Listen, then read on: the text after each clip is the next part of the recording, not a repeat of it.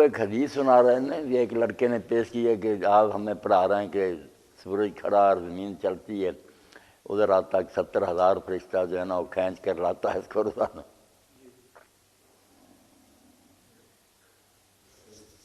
میں تو منتظر تھا کہ آپ لے کر آتے بیٹھتے تو بات واضح ہوتی۔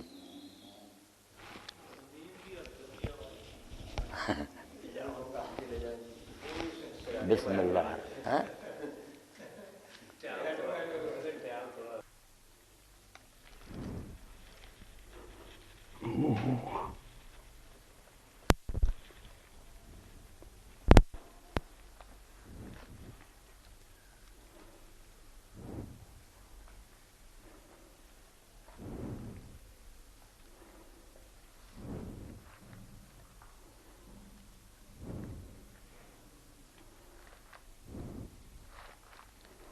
سبھی کام ایمان تھا۔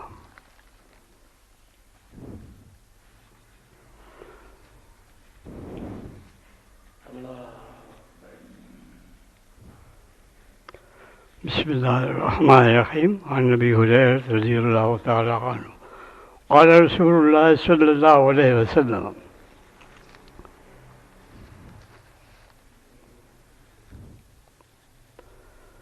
وَكُلُّ سَلَامَ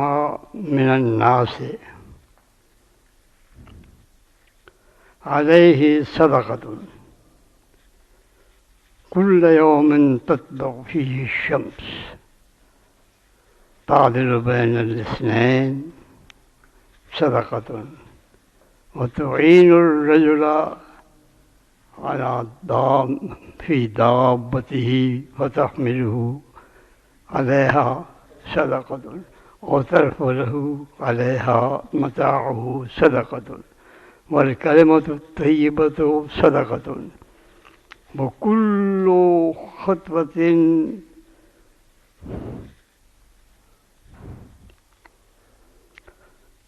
تمشيها إلى الصلاة صدقة وتميت الأذى عن الطريق صدقة متفق علیہ۔ یہ حضرت ابو ہریرہ رضی اللہ تعالیٰ عنہ کی روایت ہے جو آپ نے نبی کریم صلی اللہ علیہ وسلم سے جسے نقل کیا ہے ہم تک پہنچایا ہے، اور حدیث کے دو بڑے امام، امام بخاری اور امام مسلم دونوں نے اس کی روایت کی ہے۔ حضرت ابو ہریرہ رضی اللہ تعالیٰ عنہ فرماتے ہیں کہ انسان کے ہر جوڑ پر، سلامہ انسان اصل میں تو کہتے ہیں انگلیوں کے جوڑوں کو اور ہتھیلی کے جوڑ کو، لیکن پھر اس کا اطلاق انسانی جسم کے تمام جوڑوں پر اور اعضاء پر ہوتا ہے۔ فرمایا کہ انسان کے ہر جوڑ پر، ہر عضو پر صدقہ لازم ہے۔ ہر دن جس دن سورج شروع ہوتا ہے، یہ تاکید کے لیے ہے اس بات کی کہ زندگی کا کوئی ایسا دن نہیں ہے جس میں کہ انسان کے اوپر یہ صدقہ لازم نہ ہو۔ صدقہ سے عام طور پر جو ہم مراد لیتے ہیں وہ یہ ہے کہ اپنے مال سے خرچ کیا جائے۔ چنانچہ قرآن مجید میں بھی صدقہ اس معنی میں استعمال ہوا ہے، انما الصدقات للفقراء۔ جہاں زکوٰۃ کا حکم ہے اس کو صدقات سے کیا گیا۔ اسی طرح دوسری جگہ خذ من اموالہم صدقاتہم، نبی کریم صلی اللہ علیہ صدقات ہے، جو نبی کریم صلی اللہ علیہ وسلم کو حکم ہوا ہے کہ ان سے صدقات دیا کریں۔ تو یہ دراصل مال کی خرچ کرنے کے سلسلے میں اس کو کیا گیا ہے، اور غالباً یہ اس لیے ہے کہ انسان کی یہ اس کی خلوص کی ایک دلیل ہوتی ہے کہ وہ اپنے مال سے بھی خرچ کرے۔ زبانی کسی چیز کی حمایت کرنا بہت آسان ہے، تقریر کرنا بھی زیادہ مشکل نہیں ہے، لیکن جیسے کہ سعدی نے کہا کہ گر زر طلبی سخندرین است، جب پیسہ مانگو تو پھر سوال پیدا ہوتا ہے کہ اب کیا دیں یا نہ دیں، باقی زبانی کلامی تو حمایت ہوتی رہتی ہے۔ تو آپ نے فرمایا کہ انسان کے یہی نہیں، یہ اس پس منظر میں کہ یہ خیال نہ کرو کہ صرف مال ہی کا صدقہ ہے، جن کے پاس مال نہیں ہے وہ صدقہ کہاں سے دیں گے؟ اور صدقہ تو ایک ایسی چیز ہے کہ یہ تو گناہوں کو بھی جڑوا دیتا ہے، اور یہ ہے کہ مصیبتیں جو ہیں ان کو بھی رد کر دیتا ہے، ان کا بھی یہ علاج ہے۔ اتنی بڑی چیز ہے تو ہر انسان کے پاس تو دولت ہوتی نہیں ہے کہ وہ خرچ کرے، تو کہاں سے کرے؟ تو نبی کریم صلی اللہ علیہ وسلم نے فرمایا کہ یہ بات نہیں ہے، بات یہ ہے کہ انسان کی جو صلاحیتیں اس کے پاس ہیں، جو اس کو اللہ تعالیٰ نے قوتیں دی ہیں، جو اس کو طاقتیں دی ہیں، ان کو وہ استعمال کر کے یہ مقام حاصل کر سکتا ہے۔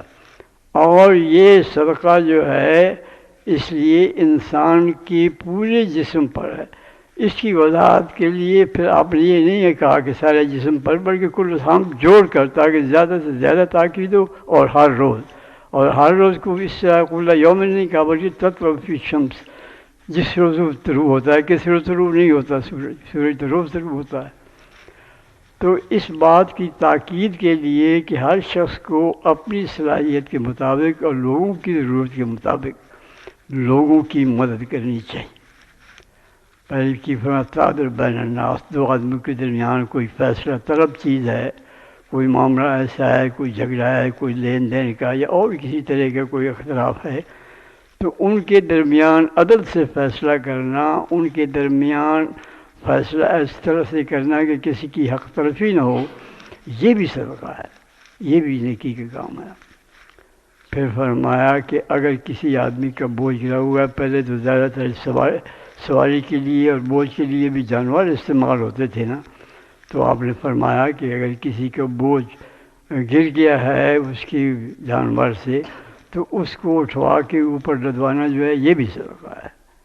یہ بھی صدقہ ہے کہ اس کو لادنے کے لیے سامان تو اس کا موجود ہے، لیکن وہ سامان اتنا زیادہ ہے کہ وہ اکیلے اس کو اپنی جانور پر لاد نہیں سکتا، تو اس کو اٹھوا کے لدوانا یہ بھی صدقہ ہے۔ اب دیکھیں کہاں کہاں تک یہ اللہ تعالیٰ کی ہماری نعمتیں ہیں کہ یہ چیزیں جن کو ہم معمولی سمجھتے ہیں، ہم جن کو کچھ بھی نہیں سمجھتے، لیکن یہ بھی ہمارے لیے اتنے بڑے ثواب کا باعث ہیں کہ گویا ہمارا ایک فرض جو ہے وہ ادا ہوگا۔ اور دوسروں کی معاونت اور دوسروں کی مدد کرنا اتنی اہم چیز ہے کہ اس کو لازم قرار دے دیا گیا ہے ہر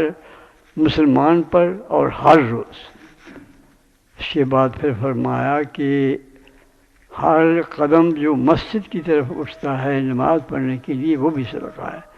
وہ یہ ہے کہ ایک شخص اپنے وقت دیتا ہے، وقت جو اس کو کاروبار میں لگا کر اس سے زیادہ پیسے کما سکتا تھا، لیکن وہ کاروبار میں صرف کرنے کی بجائے اللہ تعالیٰ کی طرف سے فرض کیے گئے نماز کے فریضہ کو ادا کرنے کے لیے مسجد کی طرف چلتا ہے، تو مسجد کی طرف چلنے کے ثواب کو اس طرح سے ارشاد فرمایا کہ ہر قدم پر، ہر قدم جو اٹھتا ہے وہ اس کا صدقہ ہے۔ اللہ تعالیٰ اس کو ایک صدقے کے طور پر قبول فرماتا ہے کہ اس میں ہر قدم جو ہے اس کی ایک مالی قربانی ہے جو وہ دے رہا ہے، اپنے کاروبار کو چھوڑ کر، اپنی دوسری مصروفیات کو چھوڑ کر، وہ صرف اللہ کی خوشنودی کے لیے، اس کی رضا حاصل کرنے کے لیے، اس کے حکم کی تعمیل کرنے کے لیے یہ کر رہا ہے۔ تو پھر فرمایا کہ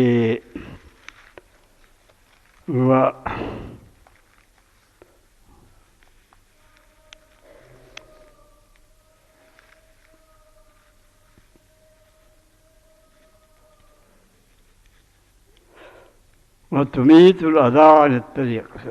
کہ راستے میں اگر کوئی چیز ایسی پڑی ہے جس سے لوگوں کو تکلیف ہوتی ہے، کوئی اینٹیں روڑے پڑے ہیں، کوئی کانٹے والی ٹہنی کسی چیز کی پڑی ہے، یا اور کوئی ایسی چیز پڑی ہے جس سے کہ لوگوں کو تکلیف ہو،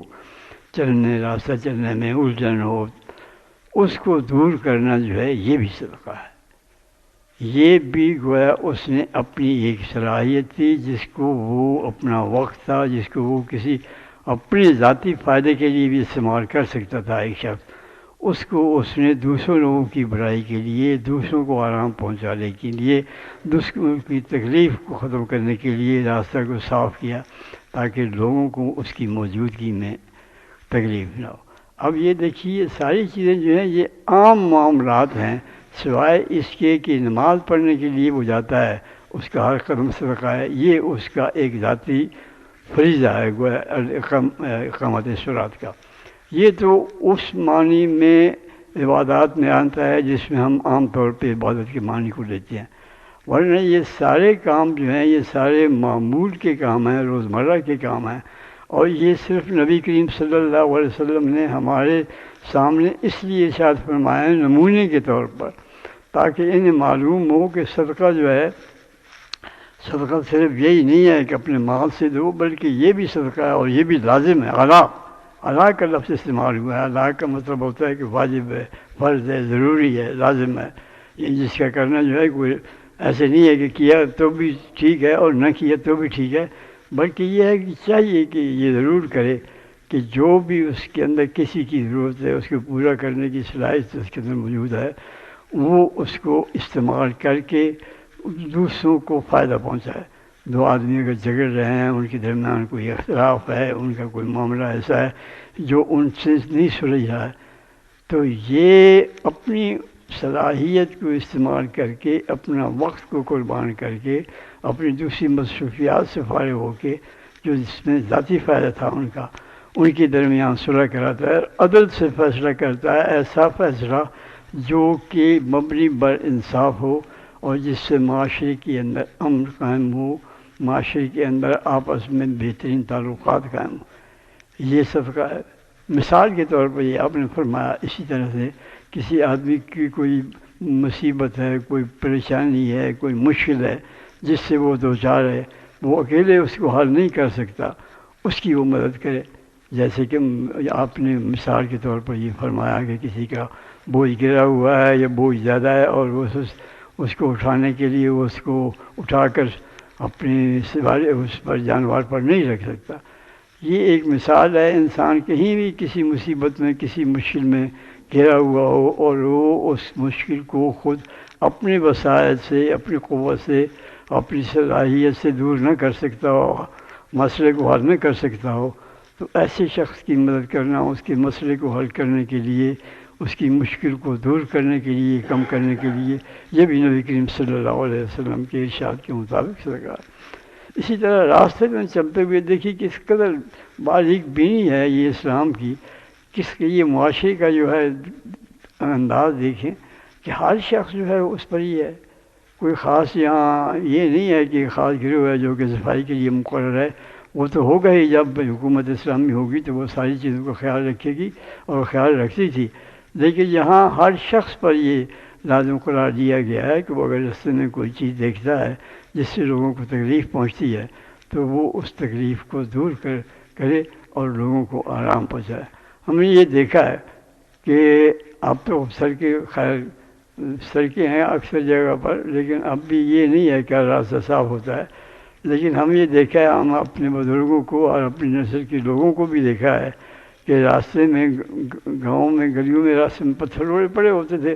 تو اٹھا کے ایک طرف اپنے پاؤں سے ایک طرف کر دیتے تھے تاکہ راستے میں نہ ہو، کسی کو اس سے ٹھوکر نہ لگے. تو یہ اسلامی معاشرے کی خصوصیت ہے کہ اس کا ہر فرد جہاں تک بھی اس سے ہو سکتا ہے وہ دوسرے بھائی کی مشکل کو دور کرنے کی کوشش کرتا ہے. وہ چاہے کسی کی نوعیت کی ہو، چاہے وہ صرف وقت کی طالب ہو، چاہے وہ دولت کی طالب ہو، چاہے وہ اپنی کسی اور صلاحیت کی طالب ہو. یعنی وہ اپنی صلاحیتوں کو اپنے بھائیوں کی مشکلات کو دور کرنے کے لیے، ان کے لیے آسانیاں پیدا کرنے کے لیے، ان کی مدد کرنے کے لیے اپنی صلاحیتوں کو اور وقت کو، اپنے جس طرح کے اپنے مال کو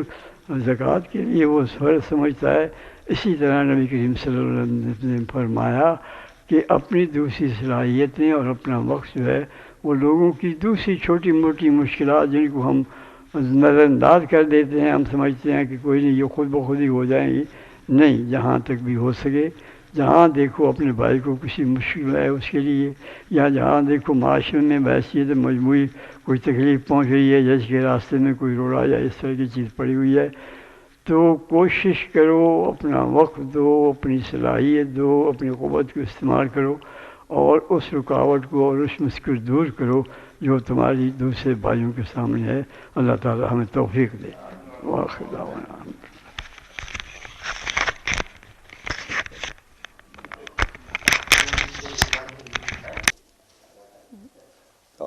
باللہ من الشیطان الرجیم، بسم اللہ الرحمن الرحیم۔ حالات حاضرہ کی کچھ باتیں ہیں، اور ان میں سے کوئی اچھی پسند آئیں تو ان کو قبول کریں۔ حکیم صاحب نے جیسے بتایا بھی نیکی کے کام ہر وقت کرنے چاہیے۔ تمہارے ایک دوست ہی ہیں، اب عمر تو ان کی 45 سال ہے، تو سیر کرتے ہوئے ان کو ایک بزرگ بھی ملے جن کی پوٹی یعنی نکل گئی تھی گراؤنڈ میں۔ انہوں نے خود یعنی دھوئی، اتنے پڑھے لکھے ہیں، ہاتھوں کو بھی لگی ہوگی پانی لگا لگا کے، پھر وہ اپنے گھر کو گئے بزرگ۔ اب وہ خود کہتے ہیں بھی جب بھی مجھے وہ یاد آئے نا تو میرے دل میں بہت خوشی ہوتی ہے، یعنی جب بھی کوئی موقع آئے تو نیکی اس طرح کرنی چاہیے۔ تو یہ میں جو باتیں بتانے لگا ہوں، پہلی بات ہے مصر کے معزول صدر حسنی مبارک کے بارے میں اسرائیلی راہب نے انکشاف کیا ہے کہ وہ ان کے مرید ہیں، عرصہ 28 سال سے دعا کراتے رہے ہیں۔ مسلمانوں کا وہ انہوں نے کوئی سوچا ہی نہیں، یہودی ربی ان کو ملا ادھر سے، اپنا تو کوئی ملا نہیں، ساری عمر انہوں نے مصر کا سوچا نہیں، اسرائیل کا ہی سوچتے رہے۔ اب وہ پھنسے ہوئے ہیں، تو ان سے پہلے صدر ناصر جو تھے ان کی دوستیاں بھی یہودی عورتوں سے تھیں، اور یہی وجہ ہے کہ 1967 کی جنگ میں لڑے بغیر سارے جہاز ایئرپورٹ پر کھڑے اسرائیل نے ختم کر دیے تھے۔ جنرل پرویز مشرف کے لیے بھی یہودی مندروں میں دن رات پرارتھنائیں ہوتی رہیں، لیکن ملک بدر ہونے سے بچایا نہ جا سکا، اور ابھی خدا جانے مسلمان ملکوں کے کون کون سے رہنما اسرائیلی ربیوں اور حسیناؤں کے مرید ہیں۔ اس کے بعد ہے مدھیہ پردیش انڈیا میں 50 لاکھ طلبہ نے حصہ لیا، مسلمان طلبہ نے۔ سوریہ نمسکار یعنی سورج کی پوجا ان سے کروائی گئی۔ تو ہمارے پارلیمانی وفود ادھر آ جا کر دوستی پکی کر رہے ہیں۔ ثقافتی بھانڈوں کے تبادلے سے عوام کو گاب جا کر لوریاں دی جا رہی ہیں۔ ملک و قوم سے بدترین دشمنی ہے ان کی، اور کتنی بار ہم ڈسے جا چکے ہیں، لیکن اب ان سے تجارت بھی ان کے ساتھ کر رہے ہیں، اور وہ ہمیں دوہری مار دے رہے ہیں۔ نمبر 1 پانی روک کر، نمبر 2 اسی پانی کو استعمال کر کے سبزیاں وغیرہ اگا کر ٹرک پر ٹرک قطاریں ہمارے ملک میں آ رہی ہیں، اور وہ یہاں سے کیا لے جا رہے ہیں؟ صرف پتھر اور چھوارے اور شراب، یہ ہم ان کو دے رہے ہیں۔ اور ان کے سندھ کے جو کاروباری ہیں ان کا ہی ان پر پتھروں پر اور چھوارے بھیجنے کا، کھجوروں کا ہم نے خود دیکھا ہے، کھجوروں سے چھوارے بناتے ہوئے ان کو بھی کراچی کی طرف جائیں تو سڑک کے ساتھ ساتھ ہم نے اتر کے خود دیکھا ہے وہ کیسے بناتے ہیں، اور سارا پورے 2-4 ایکڑوں میں کھجوریں پھیلائی ہوتی ہیں، پھر ان سے طریقہ پوچھا کیسے گرم کرتے ہیں۔ بہرحال یہ نمبر 3 بھارت میں پتنگوں پر کعبۃ اللہ اور مسجد نبی کی تصاویر بنائی گئی ہیں۔ اب جب وہ کٹ جائیں گے اور ڈور ٹوٹ جائے گی جب لوٹتے ہیں، اور ان کو پھر آپ خود دیکھیں بھی جوتوں سے کیا ان کا حال کرتے ہیں۔ نمبر 4 امریکی فوجی طالبان کی نعشوں پر پیشاب کرتے ہوئے دکھائے گئے، ویب سائٹ دکھائی گئی، اور وہ کہتے ہیں کوئی نہیں، 19 سال کی عمر کے لڑکے ہیں، کوئی ایسا ہو ہی جاتا ہے، پیشاب کر دیا تو کوئی بات نہیں، یعنی وہ خود اس طرح کہتے ہیں۔ امریکہ ایسی سپر پاور جس کے پاس ہی انسانیت کو دینے کے لیے تذلیل کے سوا کچھ نہیں ہے۔ انسانی حقوق کی تنظیموں کو یہ تصاویر دکھائی جائیں، یہ ہیں وہ امریکی جنگی اخلاقیات جس کو اقوام متحدہ کے طے کردہ جنگی قوانین اور ایتھکس کا کوئی لحاظ نہیں۔ امریکہ بدخصلتی اور ذلت کی پاتال کو چھو رہا ہے۔ شرمناک تذلیل کا نشانہ جن کو بناتا ہے وہ سب مسلمان ہیں، اور یہ پیشاب کے چھینٹے 57 اسلامی ممالک کے سفید پاکیزہ کپڑوں پر پڑ رہے ہیں، اس لیے وہ اپنی نمازیں دہرائیں، بلکہ غسل بھی کر لیں کہ امریکی پیشاب سے غسل بھی واجب ہے۔ پوری دنیا کے انسانی دوستوں سے کہنا چاہیے کہ وہ اپنے قبلے امریکہ سے پھیر لیں اور نعشوں کی تذلیل پر اپنا رد عمل ظاہر کریں۔ بھی آخری بات ہے، امریکی سفارت خانے میں ایک خصوصی یونٹ، ہمارا جو امریکی سفارت خانہ یہاں ہے، اسلامی انتہا پسندی، ان کے واشنگٹن پوسٹ کے اخبار میں یہ آیا ہے، रोकने के लिए उन्होंने 3 अफराद भी इधर चुन लिए हैं, $50 लाख का बजट बनाया है। मॉडरेट मजहबी अनासर, टेलीविजन शोज़ दिखाए जाएंगे, दस्तावेजी फिल्में दिखाई जाएंगी, रेडियो प्रोग्राम बनाए जाएंगे, पोस्टर्स बनाए जाएंगे, और एक मॉडरेट मजहबी पेशवा जिसका नाम भी कुदरती तौर पर फजल रहमान है, अकाड़ा से, उसको यानी उसने 40 रोज़ा कोर्स भी बनाए हैं, लेक्चर बनाए हैं उसने। वो फिर साथियों को साथ मिलाकर ये जिहाद करेगा, अभी मुसलमानों को नरम किया जाए और ये जो काम कर रहे हैं लड़ाइयों के भी ये ना करें। वो कहते हैं भी ये जिहाद नहीं, जिहाद वो है जो अमेरिका, इसराइल और भारत कर रहा है। मॉडरेट साहब उनके कैमरून और एक मंटर साहब हैं, बल्कि उनको हंटर साहब कहना चाहिए, से मिलकर, और मुल्लर साहब हैं एक अमूर तल्लुकात आमा के इंचार्ज, उनके साथ मिलकर प्रोपेगेंडा मुहिम चलाएंगे वो सारे। ये अमामों, वालदैन, स्कॉलर्स व साथीज़ा के ज़रिए मुआशरे में रहम दिली, हमदर्दी, नरमी और मेहरबानी का पैगाम आम करने की ज़रूरत वाज़े करेंगे सारे मुल्क में। मुसलमानों को अपनी शुतर बेर महार मादर पिदर आज़ाद तहजीब के रंग में वो रंगेंगे। इसमें के साथ आपने जुलाई 2011 में हम जिन्स परस्तों का उन्होंने इकट्ठ किया इसी सफारत खाने में। सकाफती नहीं बल्कि कसाफती प्रोग्राम ये था। अमरीकी यूनिवर्सिटी में दाखिले और वज़ाइफ के हसूल का लालच देकर, लड़के लड़कियों को दावत देकर उनको इकट्ठे करके वो प्रोग्राम बनाते हैं भी ताकि उधर दाखिले दिए जाए, और हमारे शौक़ से उधर जाते भी हैं। और वहाँ मशरूबात के नाम पर शराब पेश की गई, और 6 अमरीकी मरासियों का यानी ताइफा उसने भी उधर डांस वगैरह दिखाया। अमेरिका की तमाम तर रोशन ख्याल कोशिशों का मरकज़ महवर जिहाद को मुसलमानों की लुगत से निकाल कर मिर्ज़ा ग़ुलाम अहमद कादियानी वाला इस्लाम हल्क से उतारने की कोशिश ये मॉडरेट इस्लाम साइंस जिहाद फार्मूला के नाम पर करेंगे। और हमारे क्या कर रहे हैं, कहीं मज़ारों पर चादरें चढ़ाकर मुसलमानों को परचाने का काम, कहीं सकाफत के नाम पर बेरा रवी। ताज़ा तरीन आपने पढ़ा होगा, सुना होगा, अलमिया लाहौर अल हमरा कल्चरल कम्प्लेक्स प्रोग्राम जो हुआ वो पंजाब कॉलेज वालों ने करवाया, और बाद में भी सारे लोग तबसरे वगैरह सुने हुए या वैसे पता होगा भी, फिर टेलीविजन पे उन्होंने बात नहीं आने दी सिवाय एक दिन के, यानी पैसा उनको इतना दे दिया भी इसकी बात ना करो। अब वो बात ख़त्म कर दी। 3 बच्चियों की मौत हुई, हर तरफ बिखरे हुए जूते, ज्वेलरी, शालें, और उसी से जामिया हफ्सा की चूड़ियाँ और उंगलियां, बालों के गुच्छे भी वो याद आ जाते हैं। वो और जो अल हमरा में वो उन्होंने गाना भी गाया, वो तो नहीं बताना चाहिए। तुझको बताता हूँ तकदीर अमम क्या है, शमशीर और सना अव्वल, ताऊस और बाब आखिर। आखिर में ये शेर है, कौम की वो बेटियां कि जिनको बनना था बतूल, कौम की वो बेटियां कि जिनको बनना था बतूल, अल हमरा में सीखने गई नाच गाने का असूल।